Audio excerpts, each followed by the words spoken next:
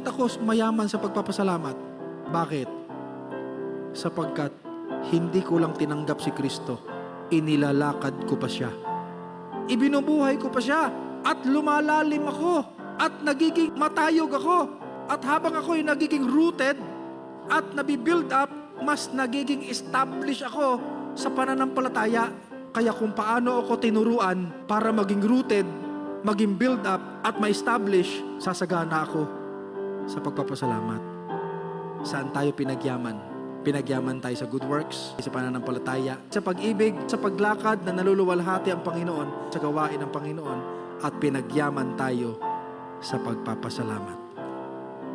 At dahil yan, sa biyaya ni Kristo na nasa atin.